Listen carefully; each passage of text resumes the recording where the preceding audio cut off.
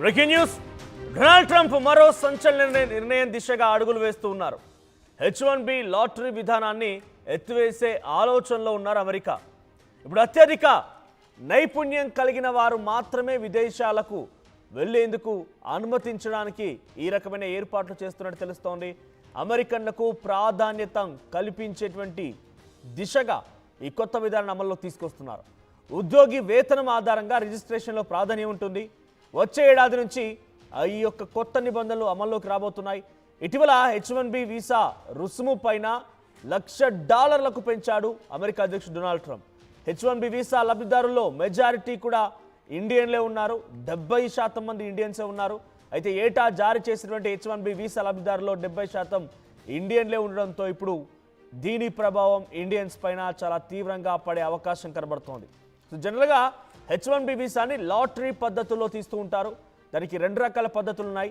ఒకటి regular cap, అంటే ఇండియాలో చదువుకొని ఇక్కడే స్కిల్ ఉన్నటువంటి వ్యక్తులు కానివ్వండి, లేదంటే కార్మికులుగా పనిచేయాలనుకునే వారు కానివ్వండి, ఇక్కడి నుంచి వీసాకు అప్లై చేసుకుంటే లాటరీ పద్ధతుల్లో 65,000 మందిని డైరెక్ట్గా ఇక్కడి నుంచి రిక్రూట్ చేసుకుంటారు. అంటే ఇండియాలో లేకంటే ఇతర దేశాల్లో చదివిన వారి యొక్క స్కిల్ లేదంటే ఇతరత్ర వారి యొక్క నైపుణ్యత దృష్ట్యా అది స్కిల్డ్ అయినా అన్స్కిల్డ్ అయినా ఎవరైనా కూడా H1B వీసాతో అమెరికాలో పనిచేయాలనుకునేటువంటి వారు ఇతర దేశాల నుంచి వచ్చే వారికి 65,000 మందికి మాత్రం అర్హత ఉంటుంది. అందులో లాటరీ పద్ధతిని ఎంచుకుంటూ ఉంటారు అమెరికా ప్రభుత్వం అధికారులు. ఇక దాంట్లో రెగ్యులర్ క్యాప్ అంటూ ఉంటారు దీన్ని. ఇక మాస్టర్స్ క్యాప్ అని అంటే మాస్టర్స్ క్యాప్లో 20,000 మందిని లాటరీ పద్ధతిలో తీసుకుంటూ ఉంటారు. అయితే దీంట్లో ఒక తిరకాసు ఏంటంటే గతంలో నుంచి అమల్లోకి వస్తుంది, ఇప్పుడు కూడా అమలు అవుతుంది, రేపటి రోజున భవిష్యత్తులో కూడా అమలు అవుతుంది. సో దీంట్లో మాస్టర్స్ క్యాప్ అని అంటే అమెరికాలో చదువుకున్న వారు, అమెరికాలో ఉత్తీర్ణులైన వారు, ఇతర దేశస్తులు వెళ్ళిపోయి ఉదాహరణ ఇక్కడ నుంచి ఎవరైనా వెళ్ళి అమెరికాలో MS చేయాలనుకుంటున్నారు, అక్కడికి వెళ్ళింది వాళ్ళు చదువుకునేటువంటి వీసా పైన, ఆడికి వెళ్ళి ఉద్యోగాలు చేయాలంటే H1B వీసా కావాలి కదా మళ్ళీ. సో వాళ్ళకి 20,000 మందికి అర్హత ఉంటుంది, లాటరీ పద్ధతిలో తీస్తారు. సో ఇప్పుడు ఈ లాటరీ పద్ధతిని ఎత్తివేయడం మూలంగా ఎటువంటి ఇబ్బందులు తలెత్తుతాయంటే H1B వీసా అనేది స్కిల్డ్ అండ్ అన్స్కిల్డ్ ఎవరైనా సరే ఉద్యోగం, వ్యాపారం కాదు ఉద్యోగం దాంట్లో డైలీ వేజ్ అయినా లేకుంటే శాలరీ బేస్డ్ అయినా పలు డిపార్ట్మెంట్ల వారీగా వెళ్ళేవారని H1B వీసా స్కిల్ ఉన్నా లేకపోయినా కూడా డైరెక్ట్గా లాటరీ పద్ధతుల్లో తీసుకునేటువంటి విధానం ఉండేది. కానీ ఇప్పుడు లాటరీ పద్ధతిని ఎత్తేయాలనే ఆలోచనతో అమెరికా ప్రభుత్వం ఉంది అని అంటే కేవలం స్కిల్డ్ మాత్రమే వాళ్ళు ఏరుకోరి ఎంచుకోవచ్చు. ఎస్ పలానా వ్యక్తి నాకు కావాలి, నా దగ్గర స్కిల్ ఉంది, ఆ స్కిల్ నేపథ్యంలో అమెరికాకి ఆ స్కిల్ ఉపయోగపడుతుంది కాబట్టి తీసుకుంటున్నాం. కానీ అనవసరంగా స్కిల్ లేని వ్యక్తిని మేము తీసుకోం అంటే దీన్ని బట్టి ఏమవుతుంది, కేవలం ఒకటి H1B వీసా $1,00,000 పెంచడం మూలంగా అప్లికేషన్ ఫీజుని ధనికులు, ఆర్థికంగా ఉన్నవారు అక్కడికి వెళ్ళిన తర్వాత చాలా మంచి ఉద్యోగాలు, గొప్ప ఉద్యోగాలు, జీతభత్యాలు ఎక్కువగా ఉన్నటువంటి ఉద్యోగాలు అయితేనే వెళ్ళగలిగేందుకు అర్హత తీసుకుంటారు. ఆ వాళ్ళకి మాత్రం ఒక రకంగా ఈ డబ్బులు చెల్లించి వెళ్ళేటువంటి వెసులుబాటు ఉంటుంది. వాళ్ళు మాత్రమే ధైర్యం సాహసం చేయగలుగుతారు ఆ డబ్బులు చెల్లించి వెళ్ళడానికి. ఇది ఒక తిరకాసు. ఇప్పుడు లాటరీ సిస్టాన్ని ఎత్తేయడం, ఒకవేళ డబ్బులున్నా నీకు స్కిల్ లేకపోతే నువ్వు వెళ్ళడానికి అర్హత లేదు, నీ స్కిల్ లేకపోతే వెళ్ళడానికి అర్హత లేదు. అయితే అక్కడ ఆల్రెడీ నువ్వు ఉత్తీర్ణుడు అయిపోయి చదువుకొని ఉండాలి, లేదు కాదు కూడదు అనుకుంటే బయట దేశాల్లో చదువుకున్నా అక్కడికి వెళ్ళి ఉద్యోగాలు చేయాలంటే నీ దగ్గర ఉండాల్సింది స్కిల్. సో స్కిల్ లేకపోతే వాళ్ళకి తగ్గట్టుగా వాళ్ళకి కావాల్సిన అర్హతలు, క్వాలిఫికేషన్స్, క్వాలిటీస్ అన్నీ నీ దగ్గర లేకపోతే మీరు అర్హులు కాదు.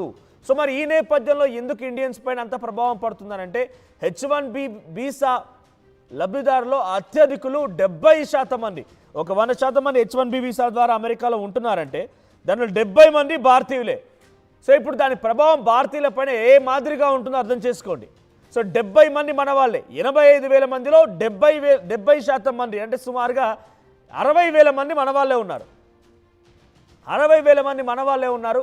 సో దీని ప్రభావంతో ఈ 60,000 మంది కూడా ఇబ్బందులు ఎదుర్కోక తప్పదు. ఒకటి, ఆర్థికంగా ధనికులై ఉండాలి, అక్కడికి వెళ్ళిన తర్వాత ఉద్యోగాలు గట్టిగా సంపాదించినటువంటి జీతభత్యాలు ఉండేటువంటి ఉద్యోగాలు ఉండాలి. అప్పుడే $1,00,000 చెల్లించి అంటే 90 లక్షల రూపాయలు చెల్లించి వెళ్ళి అక్కడ ఉద్యోగాలు చేసుకోవచ్చు. రెండవది మీకు స్కిల్ ఉండాలి. ఈ 2 అర్హతలు ఇవి మెయిన్ బేసిక్ థింగ్స్. ఈ 2 బేసిక్ థింగ్స్ ఉంటేనే మీరు అందులోకి ఎంట్రీ ఇవ్వగలుగుతారు. లేదనుకుంటే కనుక గతంలో మా దగ్గర డబ్బులున్న లాటరీ తీసుకొని పోయి అక్కడ ఉద్యోగం చేసుకోవచ్చు అని కూడా పొరపాటు పడితే లాటరీ సిస్టాన్ని కూడా ఎత్తేస్తున్నారు. వచ్చే ఏడాది నుంచి ఈ లాటరీ సిస్టమ్ అనేది అమల్లోకి రాబోతుందట. సో H1B వీసా కోసం డిపార్ట్మెంట్ ఆఫ్ హోమ్ల్యాండ్ సెక్యూరిటీ ఈ విధానాన్ని తీసుకోవాలని భావిస్తోందట. అధిక నైపుణ్యం కలిగిన విదేశీయులను మాత్రమే అనుమతించాలని ఒక నిబంధన పెట్టుకుందట. అయితే ఉద్యోగి వేతన స్థాయిని అనుసరించి రిజిస్ట్రేషన్లో ప్రాధాన్యత కల్పించడం ఒక ఎత్తు, తర్వాత వేతన వర్గీకరణ 1 నుంచి 4 ఆధారితంగా దరఖాస్తులు విభజించడం వంటి చర్యలు కూడా తీసుకుంటారట. ఒకవేళ ఇక్కడి నుంచి డబ్బులు పెట్టుకొని వెళ్ళొచ్చు, అక్కడ వెళ్ళిన తర్వాత చాలా వెసులుబాట్లు ఉంటాయి. సరే లాస్ అయితే 90 లక్షల రూపాయలు పోతే పోయినాయి, ఓ 10 ఏళ్ళకో ఓ 20 ఏళ్ళకో సంపాదించుకోకపోతామనే రకంగా ఆలోచించి కొంత ధైర్య సాహసాలు చేసి డబ్బులు పెట్టి వెళ్ళే వాళ్ళు కూడా ఉంటారు. కాబట్టి అటువంటి వారికి కూడా 4 స్థానాలు 4 కేటగిరీస్ చేస్తారంట. సో 4 కేటగిరీస్ ఏంటి? సో ఉద్యోగాలు ఎక్కువగా ఉండేటువంటి వారికి ఓ కేటగిరీ, తర్వాత ఇంకో కేటగిరీ, అట్లా కేటగిరికల్ వైజ్గా డివైడ్ చేసి కేటగిరికల్ వైజ్గా దరఖాస్తులు స్వీకరించి దాని ఆధారితంగా అర్హత ఇస్తారట. సో H1B ఉద్యోగులకు చెల్లించే మొత్తం వేతనాలు 2026 ఆర్థిక సంవత్సరంలో $502 మిలియన్ పెరుగుతాయని DHS అంటే అక్కడ ఉన్నటువంటి ఒక సంస్థ ఏం చెప్తోంది, డిపార్ట్మెంట్ ఆఫ్ హోమ్ల్యాండ్ సెక్యూరిటీస్ ఏం చెప్తుందనంటే 2026 కల్లా ఇతర దేశాల నుంచి H1B వీసాల ద్వారా ఉద్యోగులుగా వచ్చేటువంటి వారికి కేవలం జీతభత్యాల కోసమే ఒక ఆర్థిక సంవత్సరంలో $502 మిలియన్ వెచ్చించాల్సి ఉంటుంది అని అంచనా వేస్తుందట. సో దీన్ని $1 బిలియన్ 2027లో, 2028లో $1.5 బిలియన్, 2029లో $2 బిలియన్ పెరిగే అవకాశం ఉంది. కాబట్టి అంటే ఇతర దేశస్తులపైన మేము ఇంత పెద్ద మొత్తంలో ఖర్చు చేస్తున్నాం కాబట్టి వాటన్నిటినీ కూడా కుదించాలి, కొంతగా తగ్గించుకోవాలనే ఒక ఆలోచనతో ఈ నిర్ణయం తీసుకుంటున్నారట. అంటే వాళ్ళ ఉద్దేశం ఏముందనంటే ఒక ఏడాదికి 2026లో $502 మిలియన్, 2027లో $1 బిలియన్, 2028లో 1.5, అంటే ప్రతి ఏడాది $500 మిలియన్ పెరుగుతూ వెళ్తుంది.